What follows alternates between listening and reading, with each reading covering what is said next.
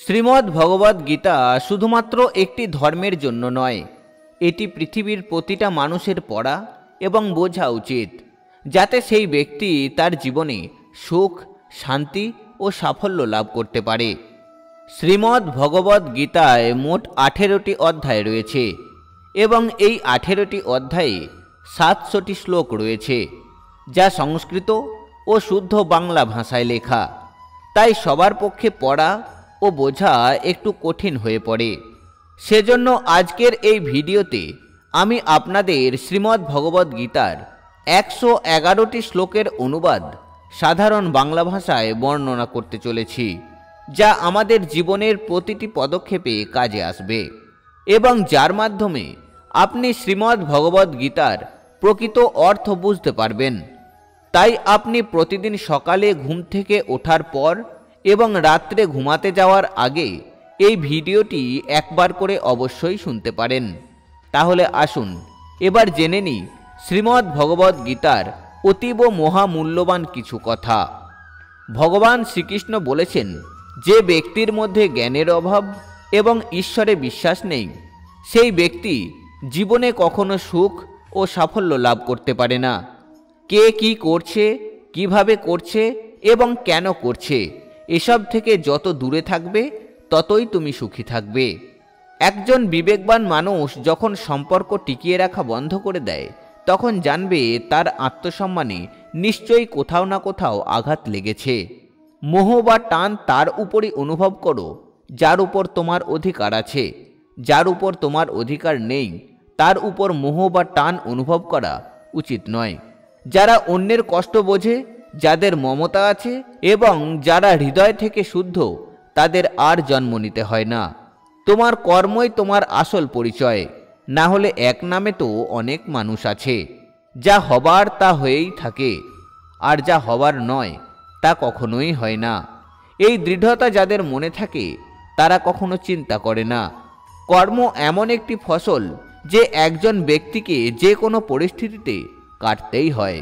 তাই সর্বদা ভালো বীজ বপন করুন, যাতে ফসল ভালো হয়। সদা সন্দেহকারী ব্যক্তির জন্য প্রসন্নতা পাওয়া না এই জীবনে সম্ভব আর না অন্য জীবনে। বস্তু সম্পর্কে চিন্তা করে মানুষ তাদের প্রতি আসক্ত হয়ে পড়ে। এই কারণে তাদের মনে কামনা বাসনা তৈরি হয়, আর এই কামনা বাসনা বিঘ্নিত হলে ক্রোধ উৎপন্ন হয়। ভালোবাসা সর্বদা ক্ষমা চাইতে পছন্দ করে এবং অহং সর্বদা ক্ষমা চাওয়াতে পছন্দ করে। মৌন থাকাই তার প্রতি শ্রেষ্ঠ উত্তর, যে আপনার কথার মূল্য দেয় না। হে পার্থ, যাদের ভক্তিতে বিশ্বাস নেই, তারা আমাকে লাভ করতে পারে না। তাই তারা জন্মমৃত্যুর পথে এই ভৌতিক জগতে বারংবার আসতে থাকে। ভগবান শ্রীকৃষ্ণ গীতায় বলেছেন যে, হে অর্জুন, যারা আমার পরম ভক্ত, যারা সর্বদা আমাকে স্মরণ করে এবং একক চিত্তে আমার উপাসনা করে, আমি স্বয়ং তাদের প্রত্যেকের কল্যাণের দায়িত্ব গ্রহণ করি। যতটা সম্ভব চুপ থাকাই ভালো, কারণ কথাই মানুষকে সবচেয়ে বেশি অপরাধ করতে বাধ্য করে।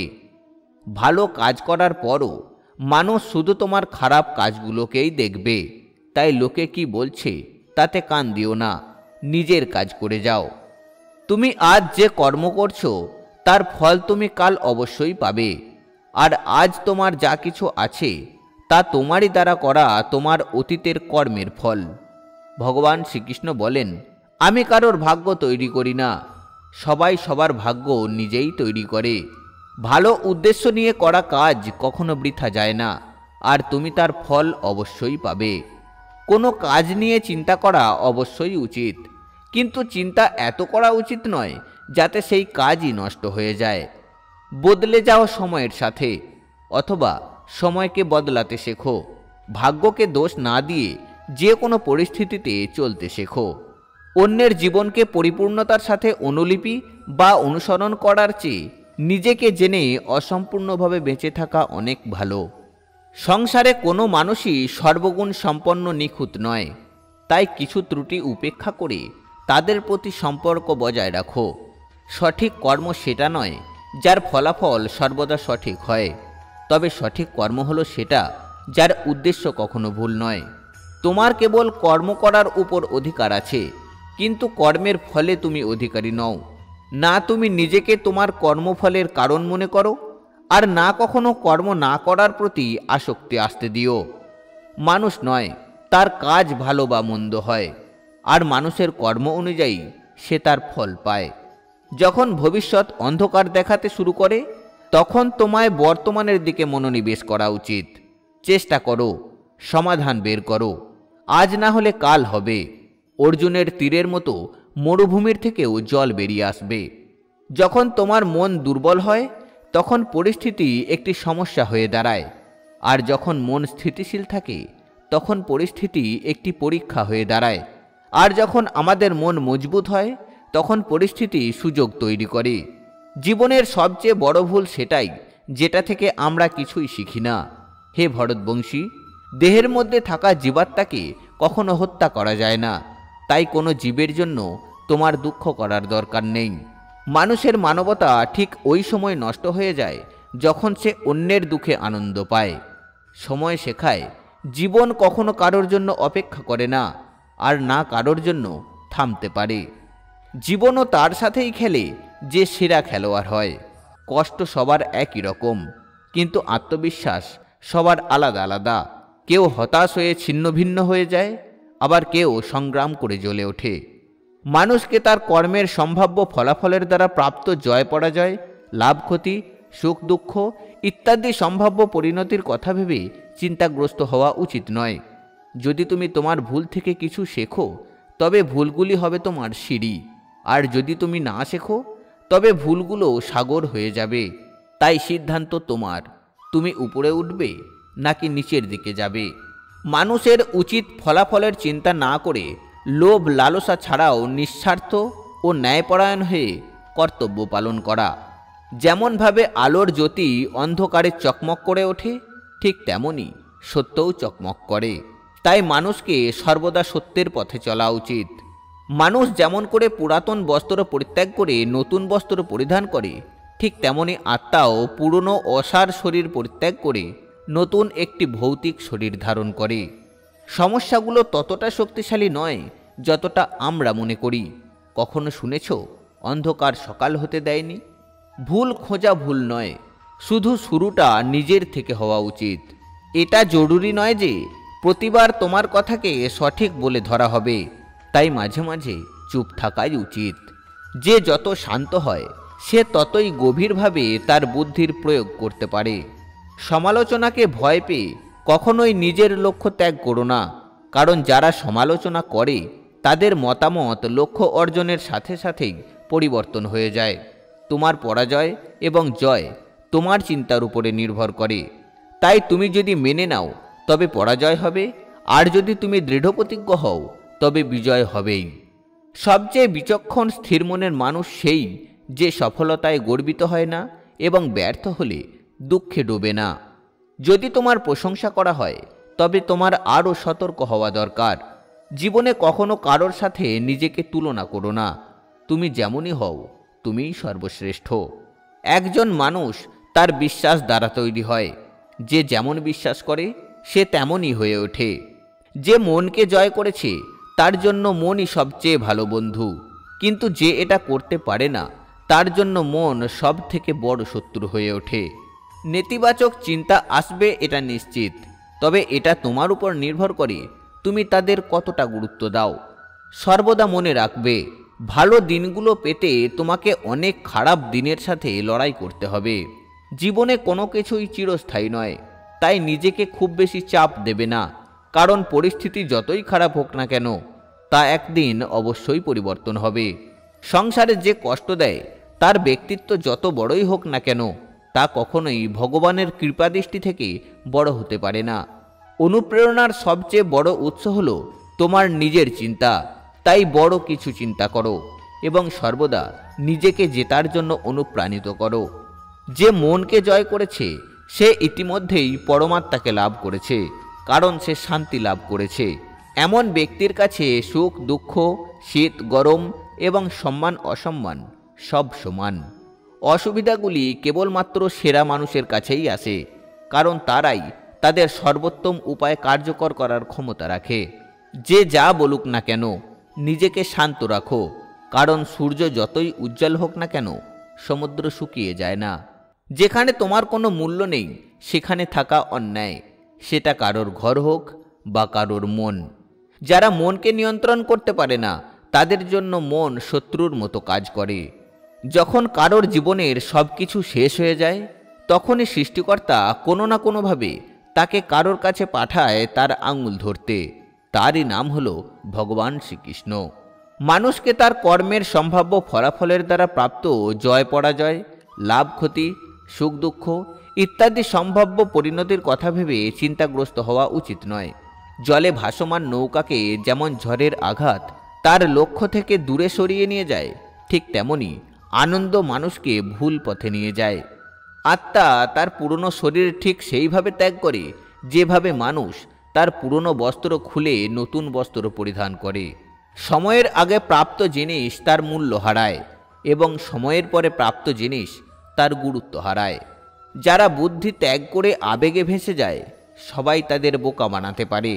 পৃথিবীর সামনে যে জেতে শুধু সেই বিজয়ী হয় না, যে জানে কোন সম্পর্কের সামনে কোথায় হারতে হবে সেও বিজয়ী হয়।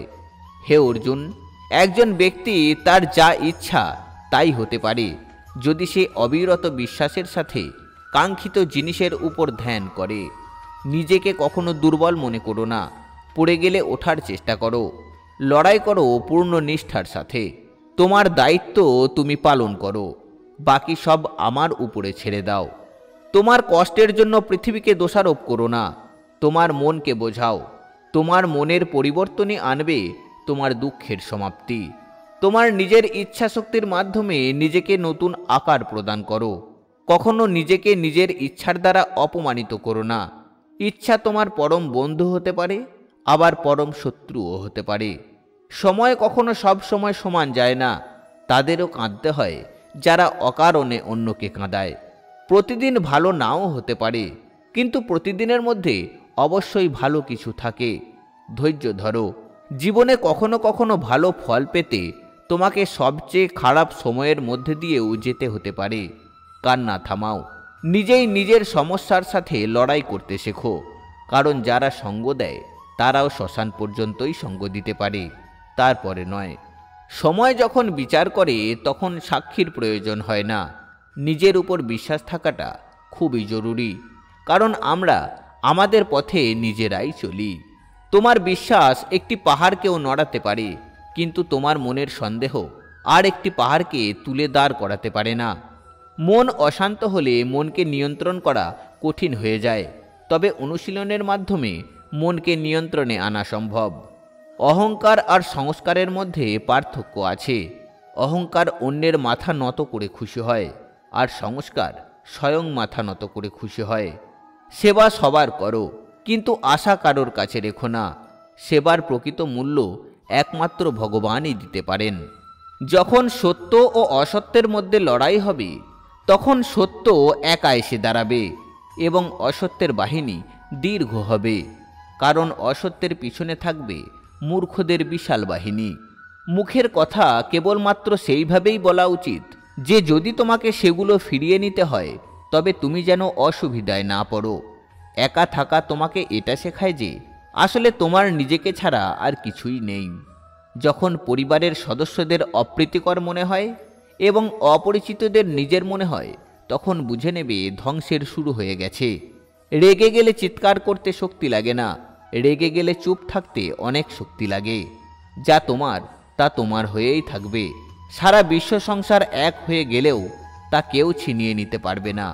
একটি উপহার প্রকৃত এবং পবিত্র তখনই হয় যখন তার হৃদয় থেকে সঠিক সময় ও সঠিক স্থানে সঠিক ব্যক্তিকে দেওয়া হয়, আর যখন উপহার দানকারী ব্যক্তির মনে সেই উপহারের বিনিময়ে কিছু পাওয়ার আশা থাকে না। যদি তুমি জীবনে খুশি হতে চাও তবে তোমার কি আছে তার দিকে বেশি মনোযোগ দাও, অন্যদের কি আছে সেদিকে নয়। তোমাদের সমস্ত কষ্ট সেদিনই শেষ হবে যখন তোমরা বিশ্বাস করবে যে তোমাদের সমস্ত কাজ ভগবানের ইচ্ছায় হয়। যে ব্যক্তি পরিষ্কার এবং সোজা কথা বলে তার কথাবার্তা অবশ্যই কঠোর, কিন্তু কখনো সে কাউকে ঠকায় না। প্রতিকূলতায় ধৈর্য, সমৃদ্ধিতে দয়া, এবং সংকটে সহনশীলতা, এই তিনটি মহান মানুষের বৈশিষ্ট্য। স্বর্গ লাভ করে বহু বছর ধরে সেখানে বসবাস করার পর একজন ব্যর্থ যোগী আবার ধার্মিক ও সমৃদ্ধ পরিবারে জন্মগ্রহণ করে। এই সংসারে দুই প্রকারের ব্যক্তিরা স্বর্গের দরজা পায়, যারা ক্ষমতাবান হয়েও ক্ষমা করতে জানে আর যারা দরিদ্র হওয়ার সত্ত্বেও দান করে। প্রেম শরীর ও সৌন্দর্য দেখে হয় না, প্রেম হৃদয় থেকে আসে। যেখানে দুটি হৃদয় মিলিত হয় সেখানেই ভালোবাসার জন্ম হয়। কোনো ব্যক্তিকে ভালোভাবে না জেনে অন্যের কথা শুনে তার সম্পর্কে কোনো অনুমান করা বোকামি। যদি শুদ্ধ মনে কিছু চাওয়া হয় তাহলে ভগবান যা ভাগ্যে আছে তার থেকেও বেশি দেন। সৌন্দর্য নির্ভর করে তোমার দৃষ্টিকোণের উপর। কেউ কাদায় ফুটে থাকা পদ্ম দেখে প্রলুব্ধ হয়, আবার কেউ চাঁদেও দাগ খুঁজে পায়। যা হয়েছে তা ভালোই হয়েছে, যা হচ্ছে তা ভালোই হচ্ছে, আর যা হবে তা ভালোই হবে। তোমার আমার ছোট বড় আপন পর মন থেকে মুছে ফেলো, তারপর সব কিছু তোমার হবে আর তুমি সবার হবে। যখন বিনাশ আরম্ভ হয় তখন তা শুরু হয় বাণীর উপর নিয়ন্ত্রণ হারানো থেকে। জীবনে শেষ বলে কিছু হয় না, আমাদের জন্য সব সময় একটি নতুন শুরু অপেক্ষা করে। উত্থান হঠাৎ কারো হয় না, সূর্যও ধীরে ধীরে উদিত হয় এবং উপরে ওঠে। যার ধর্ম ও তপস্যা আছে সে পৃথিবীকে আলোকিত করে। যা ভালো তা গ্রহণ করো, যা খারাপ তা বর্জন করো, সেটা চিন্তা হোক, কর্ম হোক বা মানুষ, যাই হোক না কেন। মন্দ বড় হোক বা ছোট তা ধ্বংসই ডেকে আনে, কারণ নৌকার ছিদ্র ছোট হোক বা বড় তা নৌকাকে ডুবিয়েই ছাড়ে। ভগবান শ্রীকৃষ্ণ বলেছেন, আমি ব্যক্তিগতভাবে আমার পরম ভক্তদের কল্যাণের দায়িত্ব নিই, যারা সর্বদা আমাকে স্মরণ করে বা শুদ্ধ মনে আমাকে পূজা করে। যে দান বিনা সৎকারে কুপাত্রকে দেওয়া হয় সেই দানকে তমস দান বলা হয়। পরিবার বা সমাজ দুটোই ধ্বংসের পথে চলে যায় যখন জ্ঞানী ব্যক্তি নীরবতা পালন করে আর অজ্ঞানী বলতে থাকে। হে অর্জুন, যে ব্যক্তি পূর্ণ বিশ্বাসের সাথে কোনো দেবতার পূজা করতে চায়, আমি সেই দেবতার প্রতি তার বিশ্বাস আরও বাড়িয়ে দিই। তুমি ফিরে যেতে পারবে না আর শুরুকে পরিবর্তন করতে পারবে না, কিন্তু তুমি যেখানে আছো সেখান থেকে শুরু করতে পারো আর তোমার শেষকে অবশ্যই পরিবর্তন করতে পারো। যখন আশা ভঙ্গ হতে শুরু করে এবং আর কোনো পথ দেখা যায় না, তখন অবশ্যই একবার শ্রীমদ্ ভগবদ্ গীতার আশ্রয় নিও। দেখো, ভগবান শ্রীকৃষ্ণ সমস্ত বাধা কাটিয়ে নিশ্চয়ই তোমাকে এক নতুন পথের সন্ধান দেবেন। বন্ধুরা, শ্রীমদ্ ভগবদ্ গীতার এই ভিডিওটি যদি আপনাদের ভালো লাগে তাহলে অবশ্যই কমেন্টে জয় শ্রীকৃষ্ণ এবং রাধে রাধে লিখে যাবেন। আর চ্যানেলে নতুন হয়ে থাকলে চ্যানেলটিকে সাবস্ক্রাইব করে পাশে থাকবেন। ভালো থাকুন, সুস্থ থাকুন। জয় শ্রীকৃষ্ণ, জয় গীতা।